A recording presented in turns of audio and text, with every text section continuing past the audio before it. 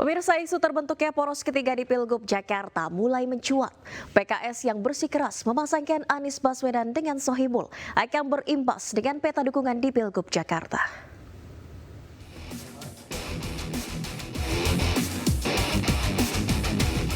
Anies Baswedan menjadi sosok yang paling diunggulkan dalam Pilkada 2024. Sejumlah partai pun mulai mengkaji untuk memasangkan kader partainya dengan Anies. Partai Keadilan Sejahtera start lebih awal dengan memasangkan Anies Baswedan dengan salah satu kadernya, Sohibul Iman. Bahkan PKS menyatakan hanya akan mendukung Anies bila Anies maju dengan Sohibul Iman. Meski menyerahkan sepenuhnya kepada Anies, namun PKS percaya diri Anies akan setia dan maju bersama partainya. Ya semua kita serahkan ke Pak Anies. Tentu mudah-mudahan sih Pak Anies juga sangat paham dengan PKS, menghargai PKS, dan insya Allah akan kita husnuzon Pak Anies akan tetap bersama dengan PKS. Sikap PKS yang telah mengunci pasangan aman atau Anies Muhaimin membuat isu poros ketiga mencuat. PDI Perjuangan bersama PKB diprediksi akan mengusung calon mereka sendiri. Kalau memang deadlock terjadi di kubu non-Kim, terutama soal siapa yang menjadi pendamping Anies Baswedan, misalnya PKS itu harga mati Sohibul Iman jadi pendamping Anies, bukan tidak mungkin PKB dan PDIP akan menjadi pelopor poros ketiga. Oleh karena itu ya kita tinggal tunggu bagaimana dinamika politik yang cukup berkembang. Saat ini PDI Perjuangan pun telah mendekati PKB untuk bersama-sama mengajukan calon pilihan mereka. Sejumlah nama dari kader partai masing-masing telah disiapkan. Di Jakarta kami memang mendekati PKB, ya betul. Karena termasuk saya sendiri tanggal 30 Mei bertemu di rumah dinas Bapak Ketua Umum PKB, Gus Imin. Apakah kami orang pertama atau PKB orang pertama, pembicaraannya masih berlanjut sampai sekarang. Sementara Partai Gerindra bersama Koalisi Indonesia Maju berencana maju dengan calon mereka sendiri. Gerindra pun telah menyiapkan kejutan dalam Pilkada Jakarta. Nama-nama calon yang akan diusung telah dikantongi Ketua Umum Partai Gerindra Prabowo Subianto. Ya, Jakarta ini ya adalah kota tempat orang menaruh harapan. Banyak calon-calon baru yang calon kejutan akhirnya bisa menang. Kita ingat dulu Pak Jokowi adalah kejutan. Ya, tiba-tiba Gerindra, PDI yang semula mau mencalonkan kembali Pak Fauzi Bowo mencalonkan Pak Jokowi. Begitu juga Pak Anies diputus pada last minute ya. Nah, yang begini-beginian ternyata kansnya besar menang di Jakarta. Jadi memang saya juga yakin ya bahwa akan ada kejutan di pemilihan kepala daerah di Jakarta ini. Saat ini PKS sebagai pemilik kursi terbanyak di DPRD 2024-2029 dengan 18 kursi tetap tidak bisa mengusung calonnya sendiri. Sementara PDIP bisa mengajukan calonnya bila berkoalisi dengan PKB. Sebagai informasi, partai politik harus memiliki paling sedikit 22 kursi di DPRD Jakarta sehingga mau tak mau harus berkoalisi. Tim Liputan, iNews melaporkan. Pemirsa, Dewan Pimpinan Pusat Partai Kebangkitan Bangsa atau PKB secara resmi memberikan surat dukungan kepada Bobi Nasution sebagai bakal calon gubernur Sumatera Utara. Partai pimpinan Muhaimin Iskandar tersebut berharap menantu Joko Widodo memilih pendamping wanita pada Pilkada serentak November mendatang. DPP Partai Kebangkitan Bangsa resmi mengumumkan Bobi Nasution sebagai bakal calon gubernur Sumatera Utara untuk Pilkada 2024. Surat dukungan disampaikan langsung oleh Jazilul Fawait, Wakil Ketua Umum PKB. Namun dalam surat dukungan tidak disertakan nama pendamping Bobi Nasution karena masih menunggu keputusan partai-partai pendukung lainnya. Selain PKB, majunya menantu Joko Widodo juga diusung oleh Golkar, Gerindra, Nasdem, PAN, Demokrat, dan P3. Memberikan keputusan dan menetapkan Mas Muhammad Bobi Afif Nasution sebagai calon gubernur Sumatera Utara. Tapi wakilnya belum. Dan juga nanti akan diputuskan bersama partai-partai koalisi yang akan mengusung Mas Bobi. Sebelum memberikan dukungan kepada Bobi Nasution, DPP PKB berharap Bobi Nasution berpasangan dengan wanita sesuai dengan visi Indonesia Emas 2045. Memberikan masukan agar kalau bisa yang mendampingi menjadi calon wakil gubernur itu dari tokoh perempuan, karena isu ini juga menjadi isu sentral untuk membangun sumber daya manusia yang unggul untuk mencapai Indonesia Emas 2045. Tokoh perempuan, sektor perempuan ini juga dianggap sangat penting untuk bisa mensukseskan Indonesia Emas 2045. Sementara dari bursa pasangan bakal calon wali kota Medan, Partai Nasdem secara resmi berkoalisi dengan Partai Gerindra untuk mengusung pasangan Riko Waas, Wakil Ketua DPD Nasdem Sumut, dan Zakiyudin Harahap, Wakil Ketua DPD Gerindra Sumut, sebagai calon wakil wali kota dan wakil wali kota Medan. Dengan berkoalisinya Nasdem dan Gerindra, pasangan calon ini sudah bisa mendaftar ke KPU karena sudah memenuhi syarat 20% DPRD Kota Medan. Meski sudah cukup syarat untuk mendaftar ke KPU, namun kedua partai tidak menutup kemungkinan bergabungnya ke partai lain. Dari Medan dan Jakarta, iNews melaporkan. Pemirsa, Ketua Badan Pengawas Pemilu atau Bawaslu Republik Indonesia Rahmat Bagja mendorong Komisi Pemilihan Umum untuk mengakomodasi calon jalur perseorangan menyusul putusan Mahkamah Agung soal pencalonan batas usia kepala daerah.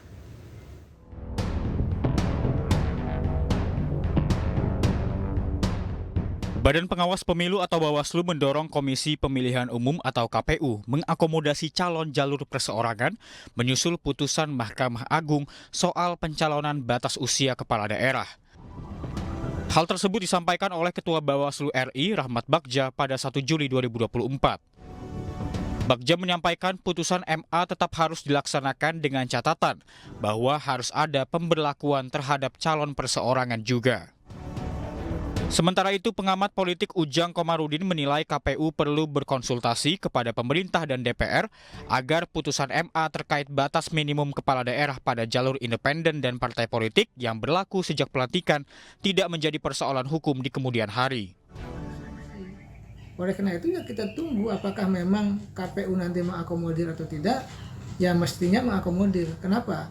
Ya karena ini permintaan dari Bawaslu, itu juga keputusan Mahkamah Agung. Jangan sampai diabaikan begitu saja. Oleh karena itu ya kita tunggu saja apakah nanti KPU bisa mengakomodir atau tidak. Tentu semuanya harus terbuka, semuanya harus dikonsultasikan dengan pemerintah dan DPR agar memang proses pilkada nanti ya tidak ada sengketa yang katakanlah yang berujung pada diskriminasi kandidasi atau pencalonan baik dari jalur partai politik maupun independen. Sebelumnya beredar informasi putra bungsu Presiden Jokowi yang juga Ketua Umum Partai Solidaritas Indonesia atau PSI, Kaesang Pangarep, akan ikut dalam kontestasi Pilkada 2024. Kaesang diprediksi akan bertarung di sejumlah daerah, di antaranya Jakarta, Jawa Tengah, dan Depok. Tim Liputan, iNews melaporkan. Dan pemirsa, Partai Perindo mendukung kadernya untuk maju dalam Pilkada serentak 2024 mendatang. Di antara para kader partai pimpinan Haritanu Sudibyo yang diberikan surat rekomendasi adalah bakal calon Bupati Labuhan Batu Selatan Ferry Syahputra Simatupang dan bakal calon Wakil Bupati Kabupaten Kutai Timur Mahyunadi.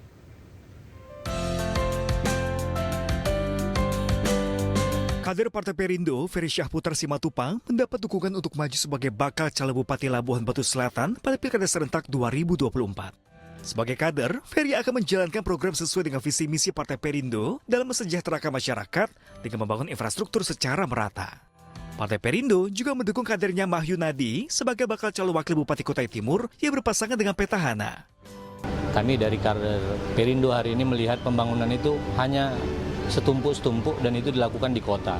Jadi hari ini kami ingin pembangunan itu merata sampai ke tingkat desa dan dusun. Apabila ada dia tidak mampu, kami akan bantu dari dana APBD. Tentunya sebagian kita melanjutkan program-program yang sudah ada, ya standar lah program-program kabupaten, yaitu mengetaskan peningkatan sumber daya manusia. Karena saya calon wakil, maka akan menyesuaikan dengan program-program beliau. Partai Perindo memastikan bakal calon kepala daerah dan wakil kepala daerah yang didukung memiliki pengalaman dan rekam jejak dalam bermasyarakat. Nah, bagaimana kita bisa memastikan bahwa kepala-kepala daerah ini bisa berkomitmen untuk terus menjunjung tinggi apa yang kita perjuangkan, yaitu kesejahteraan masyarakat dan persatuan Indonesia. Jadi kami memang sudah mencicil dan minggu depan atau 2 minggu dari sekarang akan ada gelombang-gelombang berikutnya. Untuk puluhan calon kepala daerah lainnya di seluruh Indonesia kita akan berikan rekomendasi. Ketua Umum Partai Perindo Haritanu Sudibyo meminta seluruh kader untuk memenangkan bakal calon yang didukung dalam Pilkada serentak 2024 mendatang. Dari Jakarta, Aulina Iyasha, Dede Rudi, iNews melaporkan. Kembali dikawal Pilkada pemirsa, Presiden Joko Widodo membantah kabar bahwa dirinya menyodorkan nama putra bungsunya Kaisang Pangarep kepada parpol-parpol untuk maju dalam Pilkada 2024. Presiden menegaskan urusan Pilkada adalah urusannya partai politik.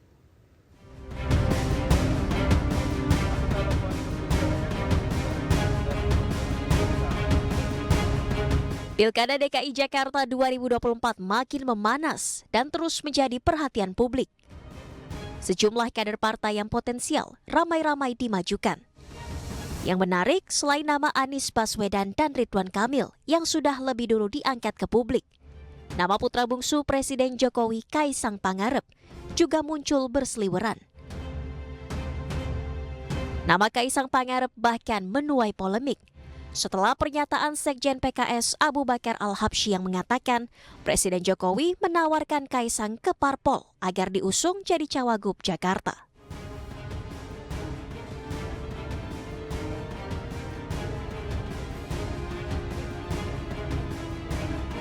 Pernyataan tersebut langsung dibantah Kaisang. Kaisang tak terima dan menyebut pernyataan Sekjen PKS tak sesuai fakta dan kebohongan publik. Terkait polemik tersebut, Presiden Joko Widodo juga membantah kabar bahwa dirinya menyodorkan nama putra bungsunya Kaisang Pangarep kepada parpol-parpol untuk maju di Pilkada 2024. Urusan Pilkada itu urusannya partai politik.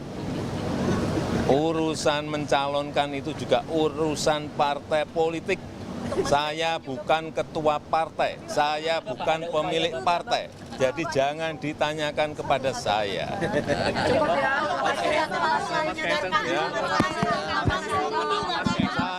Sementara itu pemirsa, putra bungsu Presiden Joko Widodo Kaisang Pangarep mengungguli lawan-lawannya. Dalam sejumlah survei di Pilgub Jawa Tengah, sejumlah partai menunggu sinyal Kaisang untuk maju dalam Pilkada Jawa Tengah.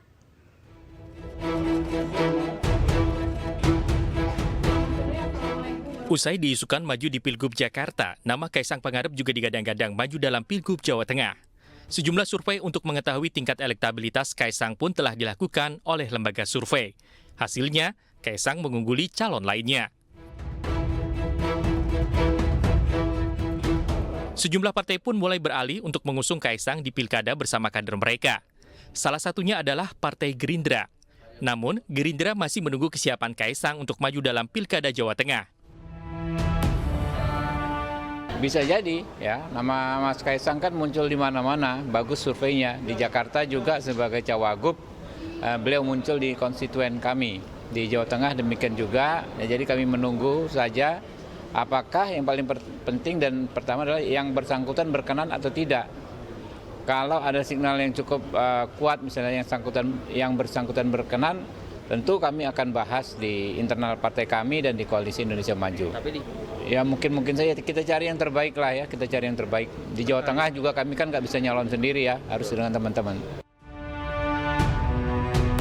Sementara PDI Perjuangan menyatakan kesiapannya untuk melawan Kaisang. PDIP berencana mengajukan calonnya sendiri. PDI Perjuangan memiliki 33 kursi di DPRD Jawa Tengah. Jumlah ini melebihi batas minimal partai untuk maju sendiri dalam Pilkada 2024. Di Jawa Tengah sebagai basis PDI Perjuangan, tentunya kami dorong kader PDI Perjuangan. Ada nama-nama yang beredar seperti Pak Andika, itu juga diusulkan di Jawa Tengah. Bung Hendi itu sebagai wali kota 2 periode yang memiliki kualifikasi kepemimpinan. Juga nama yang masuk diusulkan di daerah. Sementara Partai Kebangkitan Bangsa hingga kini terus upayakan untuk ajukan Ketua DPW PKB Jawa Tengah, Muhammad Yusuf Hudlori. Sebelumnya nama Kapolda Jawa Tengah, Irjen Ahmad Lutfi, menjadi salah satu kandidat bakal calon gubernur dalam Pilkada Jawa Tengah 2024. Namun hingga kini belum ada partai yang menyatakan akan mengusungnya. Partai Golkar telah memberikan surat tugas kepada Diko Ganinduto untuk maju dalam Pilkada Jateng. Menariknya, Diko memberi sinyal akan maju dengan selebritas Raffi Ahmad sebagai calon wakil gubernur Jawa Tengah. Sementara untuk Pilwagub Jawa Tengah, nama istri Ganjar Pranowo, Siti Atiko, menjadi salah satu kandidat. Peluang Siti Atiko maju dalam kontestasi Pilwagub Jawa Tengah 2024 dinilai cukup tinggi. Bahkan istri Ganjar Pranowo ini memuncaki sejumlah survei Cawagup Jawa Tengah. Tim Liputan iNews melaporkan. Ya pemirsa, bursa Pilkada Jawa Tengah terus bergerak dinamis. Nama Kaisang Pangarep pun masuk dalam kontestasi politik di Jawa Tengah. Bahkan di salah satu survei, Kaisang mengalahkan lawan-lawan politiknya. Dan berikut sejumlah survei Pilgub dan Pilwagub di Pilkada Jawa Tengah. Ya, pertama kita lihat pemirsa dalam survei terbaru yang dilakukan oleh Lembaga Survei Indonesia. Kaisang Pangarep berada di peringkat pertama dengan angka 15,9%. Dan di peringkat kedua disusul dengan Irjen Ahmad Lutfi, Kapolda Jawa Tengah dengan perolehan 12,9%. Dan ketiga Abdul Wahid dengan 7,8%. Dan yang menarik di urutan keempat ada nama selebritas Raffi Ahmad dengan angka 6,8%. Dan selanjutnya pemirsa di survei berikutnya, justru di sini tidak ada nama Kaisang Pangarep, melainkan di peringkat pertama adalah Irjen Ahmad Lutfi dengan total 29,8%.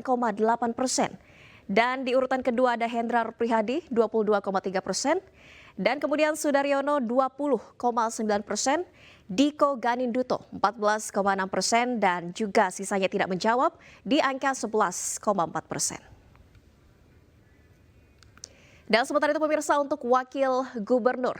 Di sini survei menunjukkan bahwa istri dari Ganjar Pranowo, Siti Atiko berada di urutan pertama dengan angka 30,4%. Dan kemudian di peringkat kedua Taj Yassin Maimun di angka 22,7%.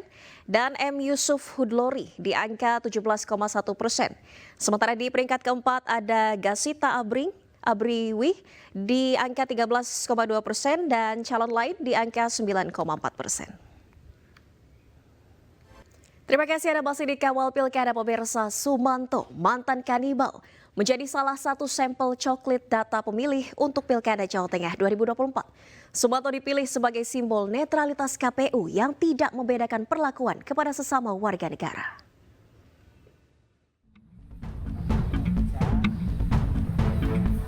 KPU Purbalingga Jawa Tengah lakukan tahapan pilkada dengan pencocokkan dan penelitian atau coklit data pemilih. Salah satunya kepada Sumanto, mantan kanibalis yang pernah menggegerkan Indonesia di panti rehabilitasi jiwa di Kecamatan Karanganyar, Purbalingga, Jawa Tengah. Di panti ini ada 4 kepala keluarga yang masuk dalam DPT, salah satunya Sumanto. Didampingi sejumlah pengelola panti, Sumanto menyerahkan kartu keluarga dan kartu tanda penduduk kepada petugas. Kakaknya sendiri untuk Sumanto. Memang terdaftar ya? Terdaftar, karena sudah masuk dalam daftar penduduk potensial pemilih atau TP4, dan Sumanto terdaftar sebagai warga Bungkanel di rumahnya almarhum Pak Kang. Berarti harus ketemu dengan orangnya? Iya, sudah ketemu dengan Sumanto. Dan terus ketemu emangnya? Terus ketemu. Kenapa maksudnya terus ketemu? Ya agar memastikan saja, untuk memastikan bahwa Sumanto bisa terdaftar dalam daftar pemilih, nantinya terdaftar dalam daftar pemilih untuk pemilihan bupati, wakil bupati, dan gubernur wakil gubernur Jawa Tengah. Diketahui, Sumanto tercatat sebagai penduduk desa Bungkanel dan memiliki hak suara pada pemilu kepala daerah tahun 2024. Sumanto bebas dari hukuman penjara pada tahun 2006 silam dan hingga sekarang, Sumanto memilih tinggal di Panti Kesehatan Mental Supono Mustajab, Desa Bungkanel, Purbalingga. Dari Purbalingga, Jawa Tengah, Catur Edi Purwanto, iNews melaporkan. Pemirsa, Badan Pengawas Pemilu mengusut 2 ASN yang diduga mempromosikan salah satu bakal calon Bupati Pandeglang, Banten. Kedua ASN tersebut menjabat sebagai Kepala Dinas dan Sekretaris Camat. Dan pemirsa, informasi tadi sekaligus menutup Kawal Pilkada hari ini. Saya Nadia Valeri dan kerabat kerja yang bertugas pamit undur diri. Kawal Pilkada kami sampaikan, Anda tentukan.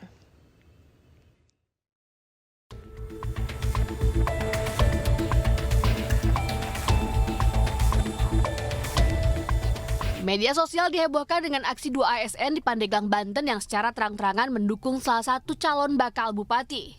Diketahui kedua ASN itu bekerja di lingkungan pemerintahan Kabupaten Pandeglang yang menjabat sebagai Kepala Dinas dan Sekretaris Camat.